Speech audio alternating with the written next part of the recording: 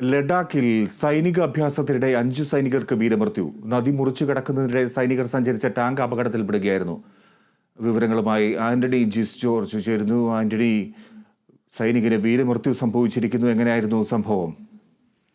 തീർച്ചയായിട്ടും ഇപ്പോൾ സ്ഥിരീകരണം വന്നിരിക്കുന്നു. 5 സൈനികർക്ക് വീരമൃത്യു ഈ ടാങ്ക് അപകടത്തിൽ.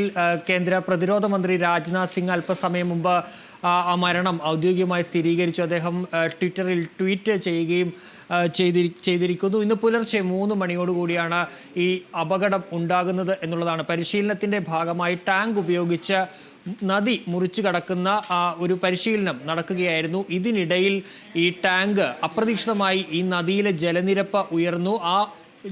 ആ ഉയർന്നതോടുകൂടി ടാങ്ക് ഒഴുക്കിൽപ്പെടുകയാണ് ഉണ്ടായിരുന്നത്. ഈ ടാങ്കിൽ ഒരു ജൂനിയർ കമാൻഡിംഗ് ഓഫീസറും 4 ജവാന്മാരും ഉൾപ്പെടെ 5 പേരാണ് ഉണ്ടായിരുന്നത്. ആ ടാങ്ക് പൂർണ്ണമായും ഒഴുക്കിൽപ്പെട്ട് പോവുകയാണ് ചെയ്തത്. അതായത് ഈ അപകടം നടക്കുന്നത് ആക്ച്വൽ ലൈൻ ഓഫ് കൺട്രോൾ, അതായത് ചൈന ബോർഡറിന് സമീപം ആണ്.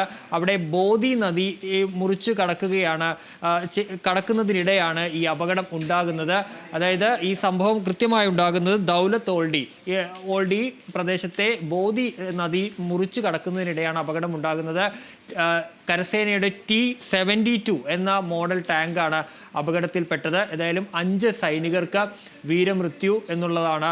ഇപ്പോൾ നേരത്തെ ഒരു സൈനികന് വീരമൃത്യു എന്നതാണ് കരസേന ആദ്യം അറിയിച്ചിരുന്നത്. പിന്നീട് മറ്റുള്ളവരുടെ കൂടി മരണം അല്പസമയം മുമ്പ് സ്ഥിരീകരിച്ചിരിക്കുകയാണ്. ശരി, ലഡാക്കിൽ 5 സൈനികർക്ക് വീരമൃത്യു ഉണ്ടായിരിക്കുന്നു. വളരെ സങ്കടപ്പെടുത്തുന്ന ഒരു വാർത്തയാണ് ആന്റണി ജിസ് ജോർജ് റിപ്പോർട്ട് ചെയ്യുന്നത്. എന്തായാലും തുടർന്നുള്ള വാർത്തകളും ദൃശ്യങ്ങളും അവിടെ നിന്ന് കൂടുതലായി വരാനിരിക്കുന്നു.